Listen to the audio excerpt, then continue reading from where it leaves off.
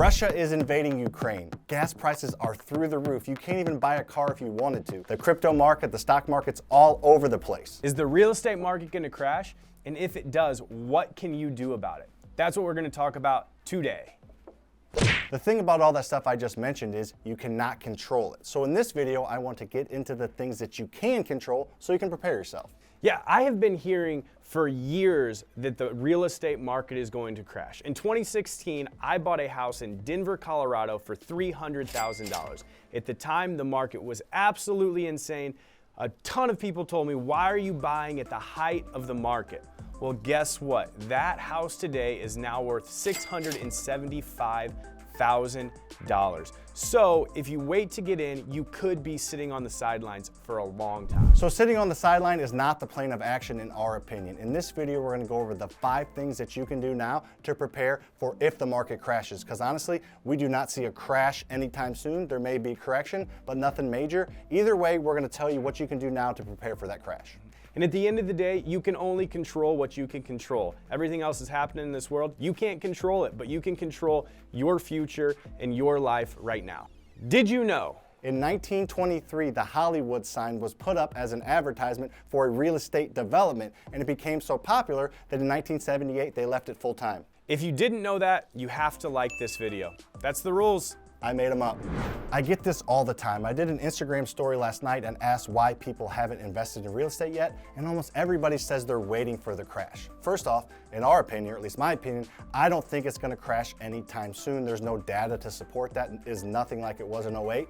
Whether you believe me or not, if you think it's gonna crash or you don't, that doesn't really matter. In this video, we're gonna let you know some things that you can do to take advantage of that. Because guess what? If you haven't invested in real estate yet and it crashes tomorrow, you're not gonna be able to take advantage of that crash because you have to get some reps and do some things before it crashes. So let's talk about the 5 things that you can do now to get ready for a crash if it happens, or just to get ready to take advantage of any real estate investing swing. Number 1. Number 1, drum roll. Keep reserves. You want to keep reserves. We talk all the time about utilizing your cash because if it's sitting in the bank, you're losing money on it because of inflation.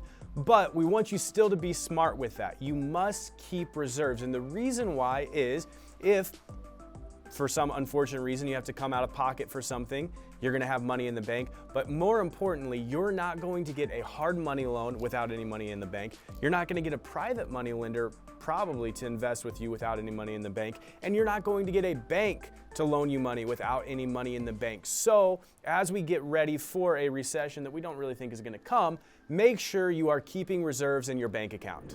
Number 2 is to maintain relationships. You want to get started now and start building those relationships. Because when times are great, people hand out money and it's no big deal to get funding or find deals. But when things go south, that's when the relationships are extremely important. If you don't have relationships built yet, then who are you going to go to? If you already have relationships built, people are going to lend money or bring deals to people that they've already done deals with when the market was good or the market was high. When the market crashes, people aren't going to take chances on newbies. People aren't going to take chances and bring deals to people that they don't know can actually fund it. So the more you do now, the more relationships you develop, the more name you make for yourself now, the more likely you are to get deals and get money if things hit the fan. Yeah. One of our mentors had 100 houses before the crash in 2008 and 2009.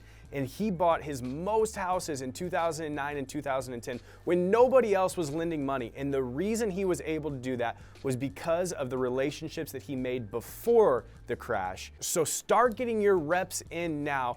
In case, again, we don't think it's gonna happen, in case anything happens, you already have those relationships built to buy more houses. I thought I was your mentor and hero, no?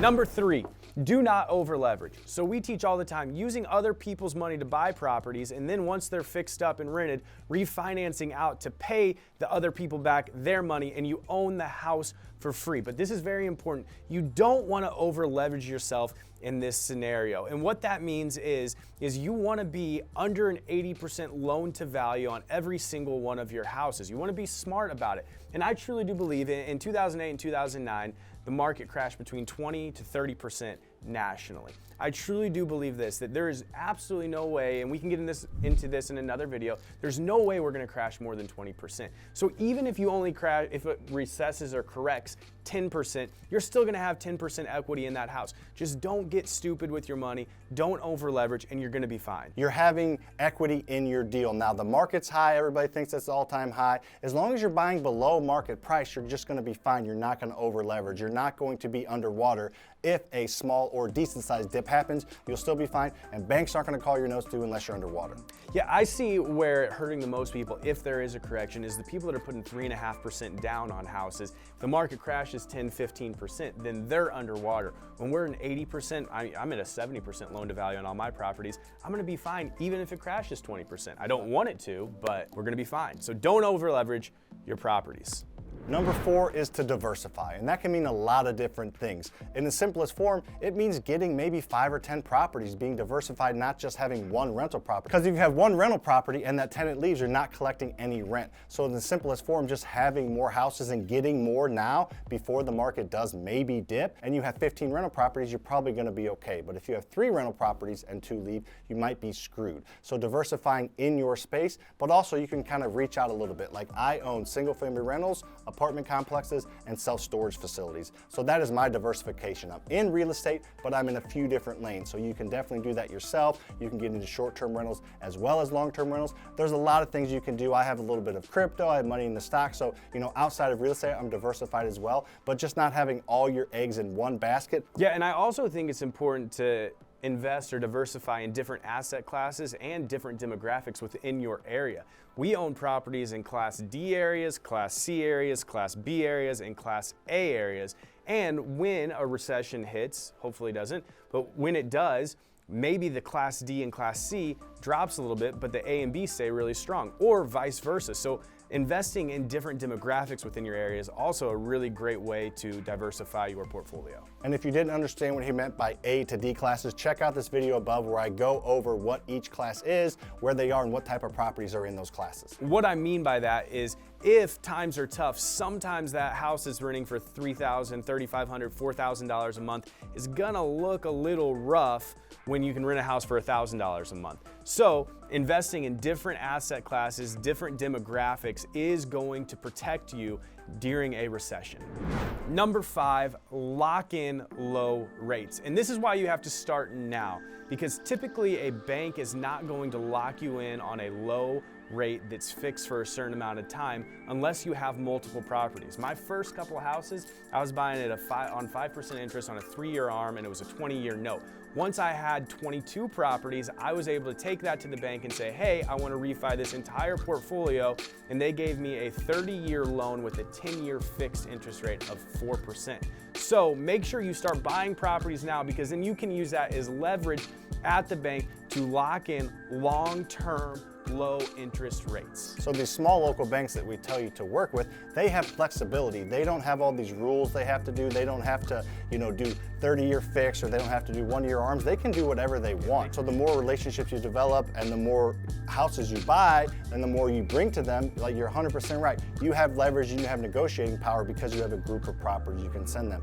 Every 30 or 40 properties that I buy, we refinance in a bank and lock them in long term. So if interest rates go crazy and go up to 8, 9, 10%, which I don't think they will, if they do, I'm still locked in for the next 10 years at 3.5 to 4%. So the more properties you buy will just give you that leveraging power and negotiating power with these banks, and they will lock you in long terms because they want the mortgage. It's not about timing the market, because you're not going to be able to time the market. It's about time in the market, because what we teach is we teach investing and buying below market price. So as long as you're below market price and you're following those 5 things we talked about, you need more time in the market. Don't try to time it. That never works for anybody. Just get in the market now. Your future self will thank you for sure.